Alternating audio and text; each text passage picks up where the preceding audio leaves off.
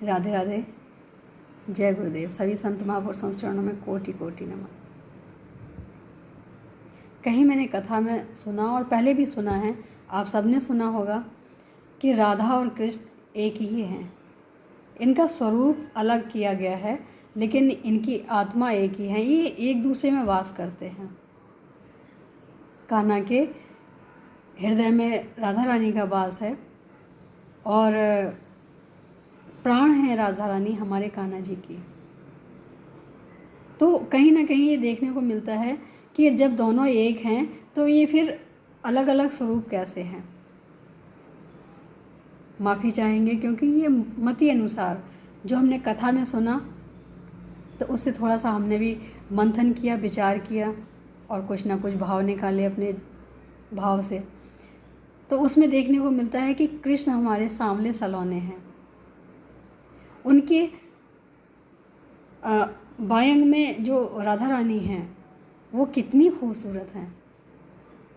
वैसे तो कान्हा जी हमारे कम नहीं हैं, सभी प्रेम करते हैं उनको। कान्हा प्रेमी हैं, वो जान छिड़कते हैं, वो हर कोई उनको पाने की कोशिश करता है। लेकिन फिर भी राधा रानी का उनका जो स्वरूप है वो बहुत ही सुंदर है। करुणामयी बताया गया है, दयालु बताया गया है, प्रेममयी बताया गया है और सुंदरता की तो कोई सीमा ही नहीं है। तो क्यों ऐसा बताया गया है? तो मुझे लगता है कि जो लोग ये जानते हैं कि कृष्ण भगवान हमारे काले सांवले हैं तो उनके बगल में जो राधा रानी हैं वो उनका हृदय है। अगर उनके हृदय का दर्शन करना है, अगर हमारे कान्हा जी के अस्तित्व को जानना है, अगर उनकी गुणवत्ता को जानना है कि उनके गुण कैसे हैं, तो हमारी राधा रानी को देख लो। जब हम राधा रानी को देखते हैं तो हमें ये जान लेना चाहिए कि हमारे भगवान, हमारे कान्हा, हमारे इष्ट इतने अच्छे, इतने सुंदर, इतने करुणामय, इतने सुंदर क्यों हैं?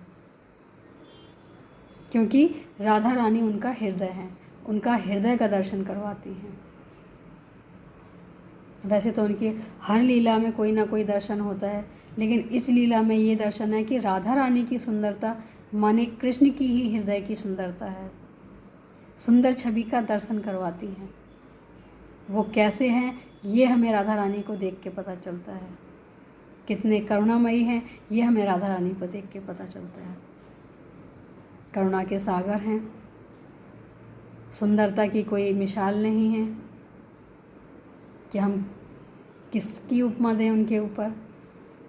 तो कहीं ना कहीं देखा जाए तो कृष्ण को अगर जो जानते हैं, जो उनको प्रेम करते हैं, वो तो उनको सुंदर मानते ही हैं। लेकिन जो उनको नहीं जानते हैं, कई लोग ऐसे हैं जो पूछने लग जाते हैं कि काले सांवले से हैं, इनसे क्या प्रेम करना है। तो जो लोग उनको नहीं जानते हैं या जिन्होंने कभी कथाएं नहीं सुनी, उनकी लीलाएं नहीं सुनी, उन्हें बताने के लिए उन्होंने जो राधा रानी का स्वरूप रखा है, जो उनको दिखाया है, दर्शाया है, उनकी हर एक अंग का दर्शन देख करने में जो आनंद की प्राप्ति होती है।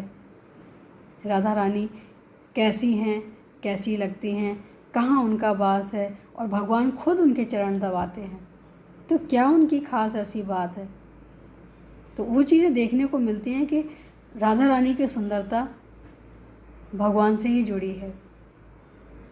राधा कृष्ण अलग नहीं हैं। राधा रानी अगर हृदय हैं तो शरीर हैं हमारे बिहारी जी। शरीर की आत्मा इतनी सुंदर है, उनकी सुंदरता को दिखाने के लिए राधा रानी का प्राकट हुआ है। और ये दिखाते हैं कि राधा रानी कितनी अच्छी हैं।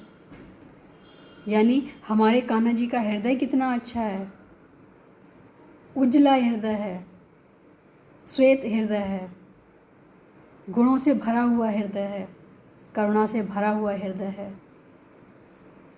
उनके हृदय का दर्शन राधा रानी के मुखमंडल से होता है।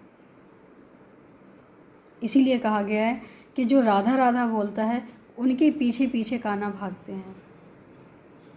तो जो कान्हा प्रेमी हैं वो राधा रानी की स्तुति ज़रूर करें और उनके दर्शन करने ज़रूर जाया करें।